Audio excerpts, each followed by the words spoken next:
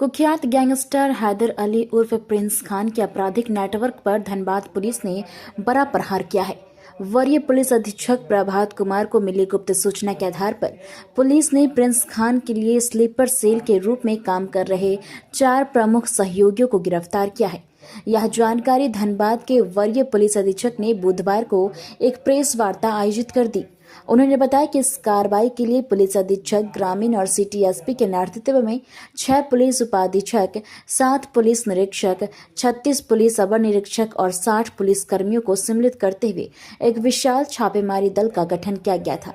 गठित टीम द्वारा 4 नवंबर को अहले सुबह सभी संदिग्धों के ठिकानों पर दबिश दी।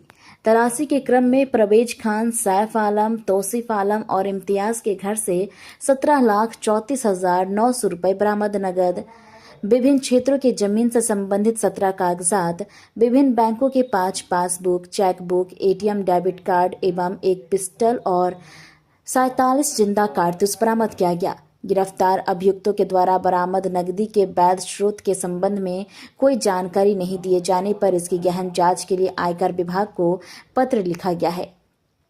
गिरफ्तार अभियुक्तों ने अपनी स्वीकारिता बयान में बताया कि वो प्रिंस खान गैंग के सहयोगी सदस्यों के रूप में काम करते थे। वो लोग कारोबारियों को भय दिखाकर उन्हें सहयोग करते थे, उनके ठहरने और आने जाने की सुविधा उपलब्ध कराते थे। इसके साथ ही ये विभिन्न क्षेत्रों के कारोबारियों का मोबाइल नंबर और उनसे संबंधित अन्य महत्वपूर्ण जानकारियां हैदर अली उर्फ प्रिंस खान को उपलब्ध कराते थे। गैंग के सदस्य रंगदारी के रूप में वसूली की गई रकम को हवाला और क्रिप्टो करेंसी के माध्यम से प्रिंस खान तक पहुंचाते थे। शेष रकम को प्रिंस खान के निर्देश पर बरबड्डा, गोविंदपुर और 8 लाइन क्षेत्र में जमीन कारोबार में लगाकर उसे अवैध रूप से काम करते थे। इस संबंध में सुसंगत धाराओं के अंतर्गत बैंक मोड़ थाना में कांड दर्ज कर लिया गया है और इसकी जांच की जा रही है। गई थी पहले से ही, इसमें लगातार टीम काम कर रही थी। पिछले बार प्रिंस खान गैंग से जुड़े हुए कुछ लोग पकड़ाए थे जो किसी घटना को अंजाम दे रहे थे, लोगों को धमकी दे रहे थे। उन लोगों के पूछताछ के आधार पे, उन लोगों का जो कन्फेशनल स्टेटमेंट है उसके आधार पे, उन लोगों के द्वारा जो कुछ बातें बताई गई थी उसके आधार पे हमारी जो स्पेशल टीम है ऑर्गेनाइज्ड क्राइम के विरुद्ध, वो लगातार उस पर टेक्निकल इनपुट और मैनुअल इनपुट इकट्ठा कर रही थी। और उसके आधार पे कल लगभग 12 लोकेशन पे कल सुबह में रेड किया गया था। उसमें से 11 लोगों को पकड़ा गया था। बहुत सारे दस्तावेज कुछ जब्त किए गए थे। और जब स्पेशल टीम के द्वारा जो पुलिस अधीक्षक ग्रामीण और पुलिस अधीक्षक नगर के नेतृत्व में बनाई गई थी, इसमें बहुत सारे डीएसपी साहब लोग, इंस्पेक्टर साहब लोग, थाना प्रभारी लोग इन्वॉल्व थे। उनके द्वारा जब गहन पूछताछ की गई तो पूछताछ के क्रम में 4 लोग ऐसे पाए गए हैं जिनका डायरेक्ट इन्वॉल्वमेंट है। वो किसी न किसी रूप में गैंग को मदद कर रहे हैं, चाहे वो यहाँ के व्यापारियों का नंबर पहुँचाना हो, पैसा कलेक्ट करना हो रंगदारी का, और पैसा उसको कलेक्ट करके कैसे उसको ठिकाने लगाना है, उसके पास तक कैसे पहुँचाना है, इन सभी चीज़ों में ये 4 लोग इन्वॉल्व हैं। इन 4 लोगों की गिरफ्तारी की गई है और आज इनको न्यायिक हिरासत में भेजा गया है। इस पूरे प्रकरण के दौरान लगभग 17 लाख से अधिक कैश की बरामदगी की गई है। एक रिवॉल्वर मिला है जिसका लाइसेंस दिखाया गया है बट वो फेल पाया गया। 47 राउंड्स ऑफ कैट्रिज मिला है।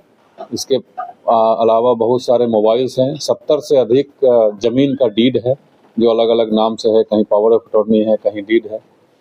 1 दर्जन से अधिक एटीएम कार्ड्स है, अलग अलग नाम से बहुत सारे पासबुक्स हैं। इसका फर्दर हम लोग डिटेल निकालेंगे। इसमें तकनीकी अनुसंधान करने की भी आवश्यकता है जो स्पेशल टीम इसके बाद करेगी।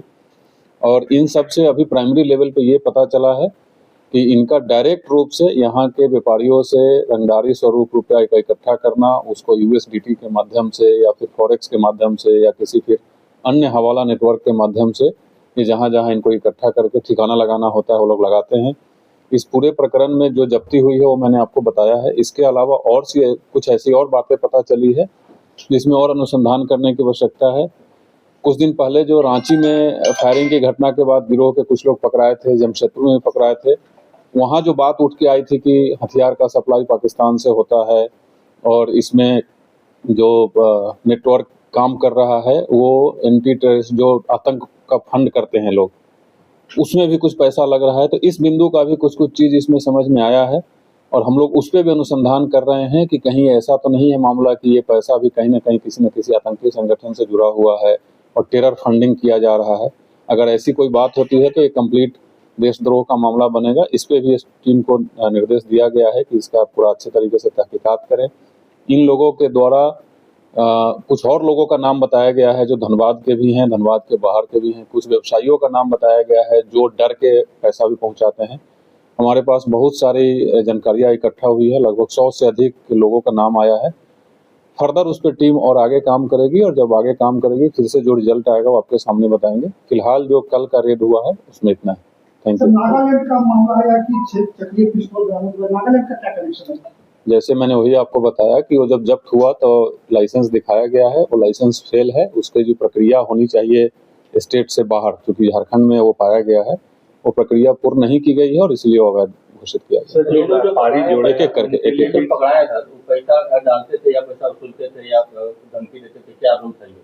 सब इसमें अलग अलग लोगों का अलग अलग रोल है और कोई स्पेसिफिक ऐसा नहीं कि एक आदमी एक ही काम करता है। इनका नंबर मुहैया कराने से लेकर के, पैसा उठाने से लेकर के, पैसा ठिकाना लगाना और अलग अलग माध्यम से जो गिरोह के मेंबर हैं, सदस्य हैं या जो गिरोह का सरगना है, जो भगोड़ा है अभी, उसके कहे अनुसार जहां भी बोला जाता था वहां लोग पैसा का ठिकाना लगाते हैं।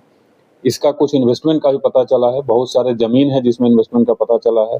एक रेस्टोरेंट भी चल रहा है झारखंड से बाहर, उसका भी हम लोगों को पता चला है। तो बहुत सारी ऐसी जानकारी मिली है जिसपे और अनुसंधान और इंक्वायरी करने की आवश्यकता है।